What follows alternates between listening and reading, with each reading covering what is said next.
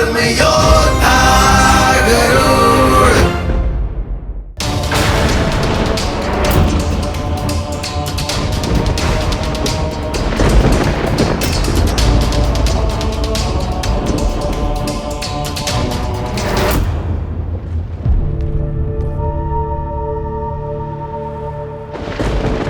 पिताजी, मुझसे भूल हो गई।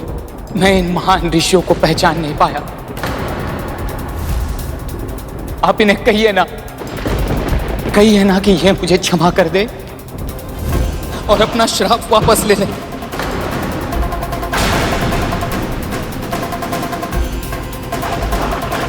कहिए ना पिताजी। इसकी चिंता तुम्हें श्री विष्णु के परम भक्त वाल्कीली ऋषियों का अपमान करने से पहले करनी चाहिए थी।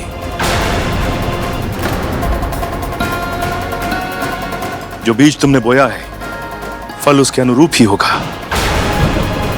तुम्हारे दुर्वचनों का परिणाम तुम्हें भुगतना पड़ेगा। युद्ध में पराजय के कारण मेरी मानसिक स्थिति ठीक नहीं है और ऐसी परिस्थिति में मैं भला और बुरा समझ नहीं पाया।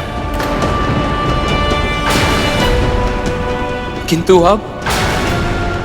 अब मुझे अपनी त्रुटि का आभास हो गया है। विनती करता हूं आपसे कि मुझे क्षमा कर दीजिए पिताजी। विनती करता हूं आपसे। स्वामी, पश्चाताप के आंसू तो श्री विष्णु को भी स्वीकार होते हैं।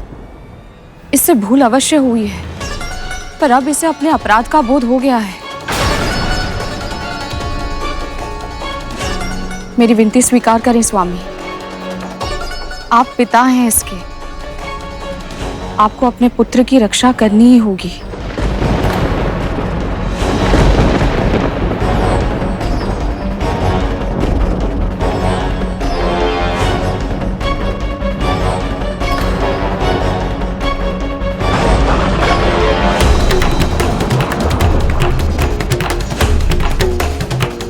ऋषिवर, मुझे ज्ञात है कि मेरे पुत्र का अपराध क्षमा के योग्य नहीं है, और मुझे यह भी ज्ञात है कि आपका दिया हुआ श्राप अब वापस नहीं लिया जा सकता।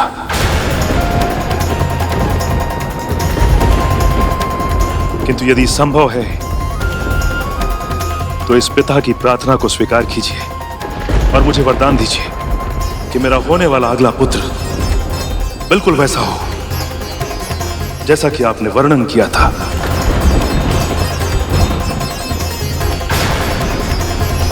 किंतु उसका राज्य क्षेत्र पाताल और स्वर्ग ना, अपितु आकाश हो।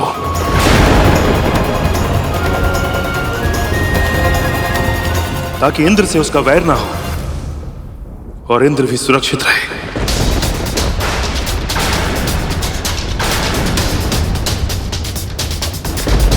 हम आपका अनुरोध अस्वीकार कैसे कर सकते महर्षि? भगवान विष्णु के प्रताप से होने वाली आपकी संतान का वर्चस्व संपूर्ण आकाश में स्थापित होगा।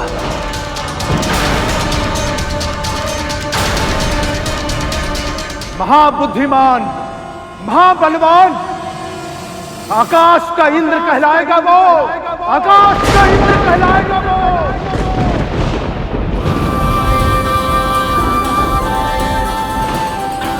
भगवान विष्णु के प्रताप से होने वाली आपकी संतान का वर्चस्व संपूर्ण आकाश में स्थापित होगा। महाबुद्धिमान, महाबलवान, आकाश का इंद्र कहलाएगा वो। मेरे तो सारे पुत्र हो चुके हैं, दीदी के भी हो चुके हैं, तो फिर ये किसके पुत्र की बात कर रहे हैं?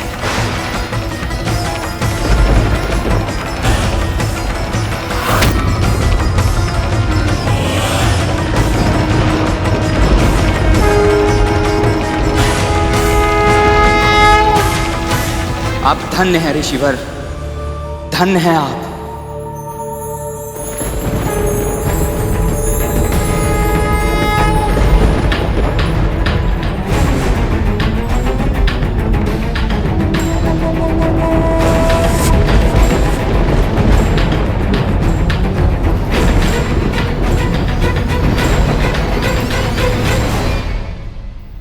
इन सभी घटनाओं का प्रभाव विंता मां पर धीरे धीरे गहराता जा रहा था।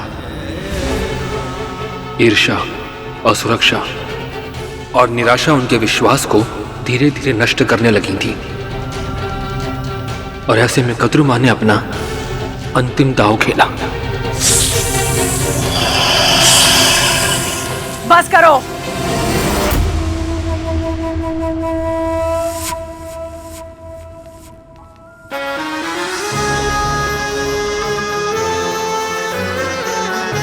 आपस में ही लड़ोगे तो उस शत्रु का सामना कौन करेगा जो शीघ्र ही जन्म लेने वाला है?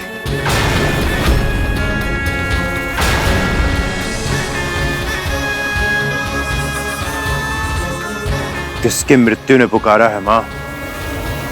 कौन है वो मूर्ख जो हमारा सामना करने का दुस्साहस करेगा मां? विंता एक बार फिर से जीत गई। सिद्ध ऋषियों का वरदान है कि तुम्हारे पिता का होने वाला अगला पुत्र आकाश का इंद्र बनेगा और वो अदिति के पुत्र इंद्र से 1,000 गुना अधिक शक्तिशाली होगा। अब केवल विंता के डिमो का परिपक्व होना शेष है। इसका अर्थ यह है कि वो महाशक्तिशाली आकाश का सम्राट कोई और नहीं, विंता का होने वाला पुत्र ही होगा।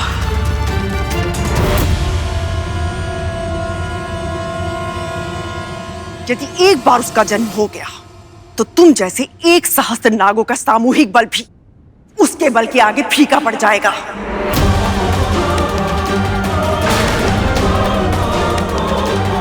आप व्यर्थ की चिंता कर रही हैं मां।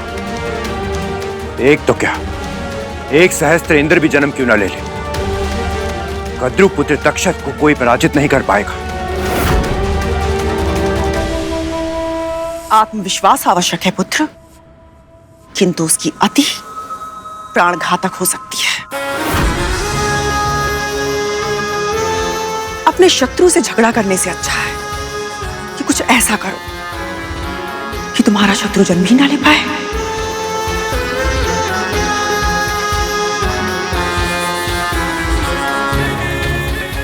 किंतु मां, उससे हमारा भाई भाई का संबंध होगा। भाई भाई का संबंध देवों और दानवों के बीच भी है, किंतु दोनों एक दूसरे के प्राण लेने का एक भी अवसर नहीं छोड़ते।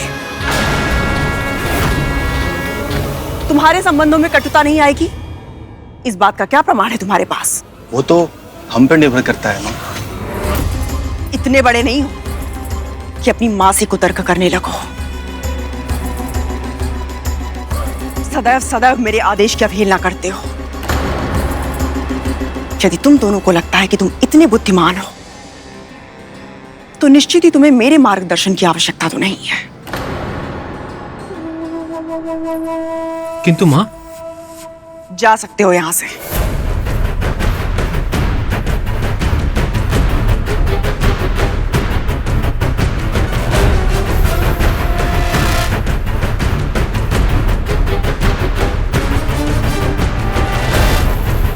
यदि तुम्हें इस समस्त संसार का विजेता बनना है तो तुम्हें आकाश के इंद्र को जन्म लेने से रोकना होगा। आपकी आज्ञा का पालन मैं करूंगा मां।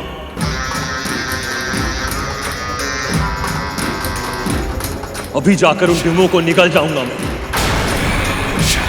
रुको कालिया, इस कार्य को तुम जितना आसान समझ रहे हो ये उतना ही कठिन है। विंता के सतीत्व की शक्ति और श्राप के सामर्थ्य से यदि तुम्हें भय नहीं लगता ना, तो ये तुम्हारी मूर्खता है। समझदारी इसी में है कि हम स्वयं उसके डिमों को नष्ट नहीं करेंगे।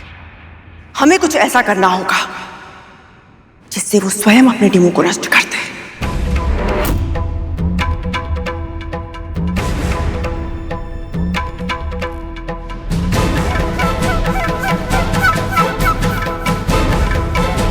हमें ये कार्य बल से नहीं, कुटिलता से करना होगा मां।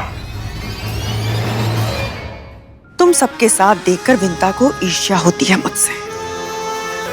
उसकी इसी दुर्बलता को बढ़ाना होगा, उसकी आशा को निराशा में बदलना होगा।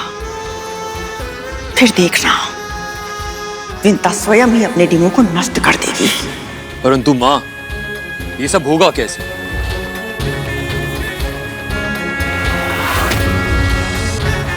जैसा मैं कहूं वैसा करते जाओ।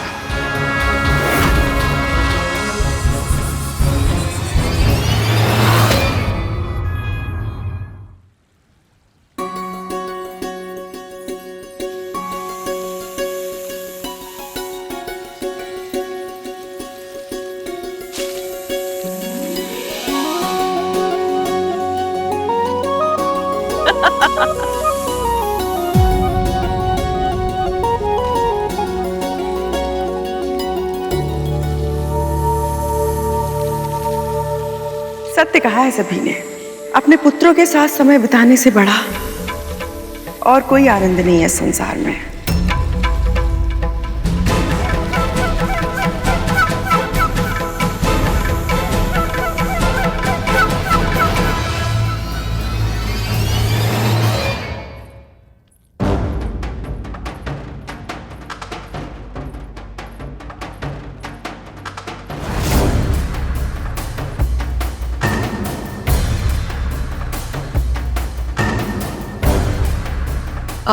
देखो ना, मैं ये फल रखकर भूल गई और फल सड़ गए।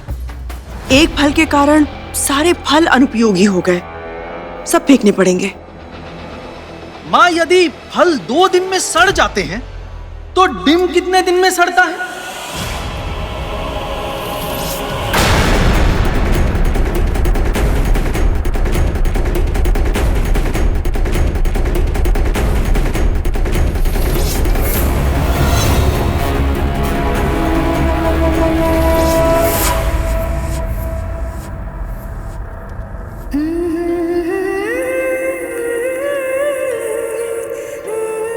अपनी माँ के धैर्य की और कितनी परीक्षा लोगे तुम?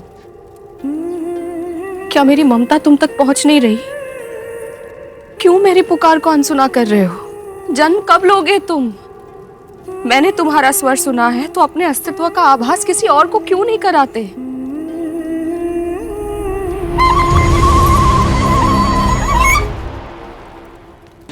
कक्षक भैया, इस मुरली से इतनी मधुर ध्वनि कैसे निकलती है? बांस जितना खोखला होता है ना, उसकी ध्वनि उतनी ही मधुर होती है कालिया। अच्छा, फिर तो छोटी माँ के इन डिमों से और भी मधुर ध्वनि निकलेगी। समय के साथ इन सभी घटनाओं का प्रभाव विंता माँ पर गहराता जा रहा था। ईर्ष्या, असुरक्षा और निराशा उनके विश्वास को धीरे धीरे नष्ट करने लगी थी। ऐसे में कद्रू माँ ने अपना अंतिम दांव चला।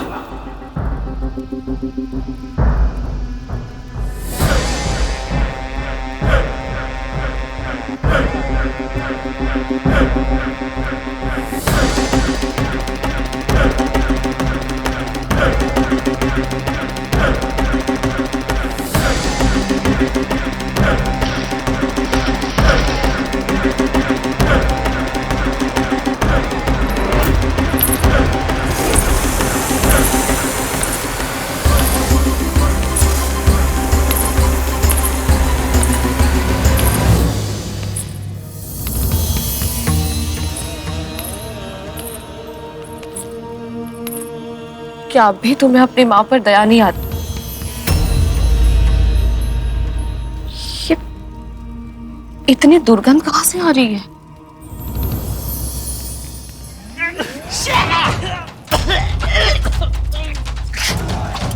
अरे छोटी माँ, ये सड़ांग कैसी है? हमसे ये दुर्गंध सहन नहीं हो रही है।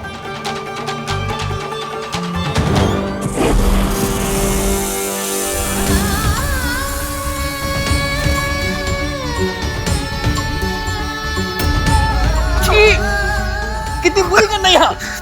शीघ्र ही लौट चलो भूतंदी सरपटा, यहाँ तो सांस तक लेना असंभव है।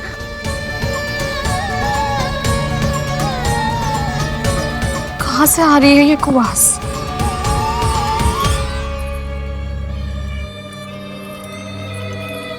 तुम ऐसी भीषण दुर्गंध कैसे सहन कर पा रही हो? चलो मेरे साथ, अस्वस्थ हो जाओगी तुम। नहीं दीदी, मुझे मेरे पुत्रों को देखना है। क्यों? क्या तुम्हें भी लगता है तुम्हारे डिम सड़ गए हैं? वैसे ईश्वर ना करे पर सड़ ही गए होंगे, नहीं तो इतनी आसानी दुर्गंध कहां से आती? विशेष पुत्र पाने की इच्छा में तुमने कुछ अधिक ही प्रतीक्षा कर ली है, क्योंकि स्वाभाविक जन्म होता तो अब तक हो गया होता ना। तुम मेरे साथ चलो, प्रातः आकर देख लेना। यदि अभी देखना है तो डिम फोड़ना होगा ना।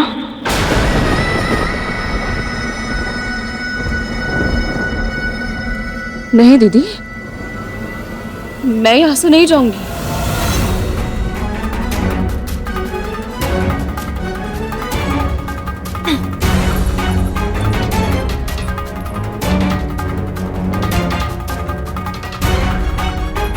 जितना समय तुम्हारी संतानें डीमों में से बाहर आने में लगा रही हैं, तो शंका तो स्वाभाविक है। कहीं ऐसा तो नहीं विंता कि तुम्हारे डीम सड़ गए हो?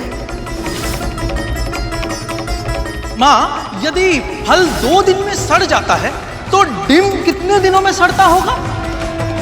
इसे जो धारण करेगा उसे ऐसी प्रतापी संतान प्राप्त होगी जिसके नाम और यश की कीर्ति समस्त ब्रह्मांड में फैलेगी। महर्षि दुर्वासा की दिव्य माला वंश पर है, किंतु तुम्हारे कानों में अभी तक संतान की किलकारी नहीं सुनाई थी। कोई ना कोई तो समस्या अवश्य है। विशेष पुत्र पाने की इच्छा में तुमने कुछ अधिक ही प्रतीक्षा कर ली है, क्योंकि स्वाभाविक जन्म होता तो अब तक हो गया होता ना। तुम्हारे डीम सड़ गए।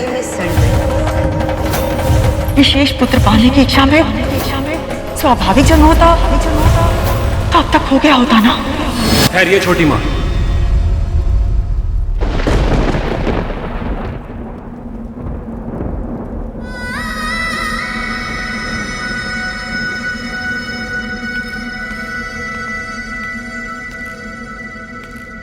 धैर्य रखिए छोटी माँ, आपके डिम बिल्कुल ठीक है। आनंद, तुम्हें दुर्गंध नहीं आ रही? आ रही है छोटी माँ, किंतु वो आपके डिम की नहीं है।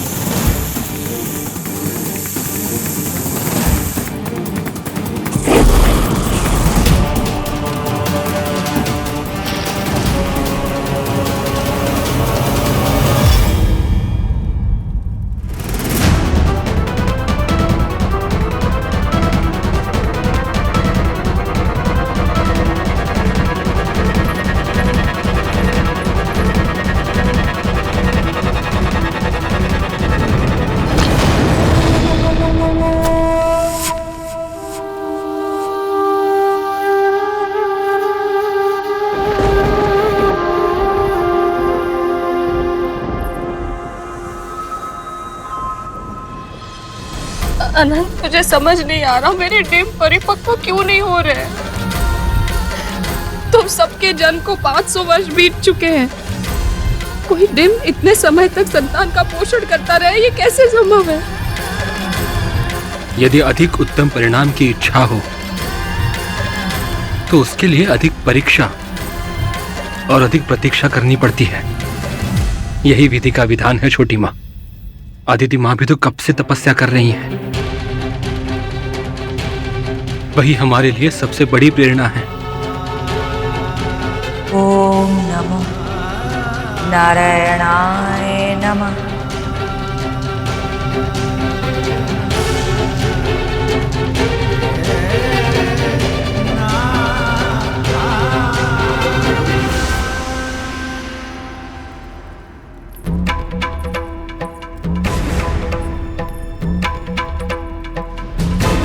दीदी, गंध मेरे डिमों में से नहीं आ रही थी।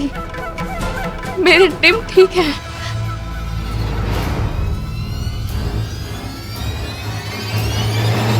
तुम्हारी ममता ने यह आभास तुम्हें पहले क्यों नहीं करवाया विंता? सत्य तो यह है कि तुम्हारा हृदय भी जानता है कि कोई ना कोई समस्या अवश्य है। मैंने अपने पुत्र का स्वर सुना है। झूठे आश्वासन से तुम स्वयं को बहलाना चाहती हो विंता। मैं तुम्हारी बहन हूं, कैसे तुम्हें झूठी आशा की जाल में फंसने दे सकती हूं मैं?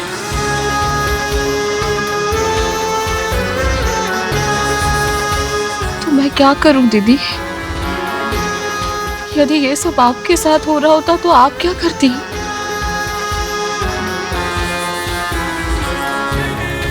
500 वर्षों तक तो बिल्कुल भी प्रतीक्षा नहीं करती। कम से कम एक डिम तो अवश्य फोड़ के देख लेती।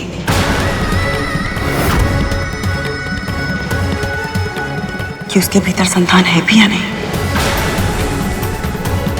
एक डिम तो अवश्य फोड़ के देख लेती। कि उसके भीतर संतान है भी या नहीं।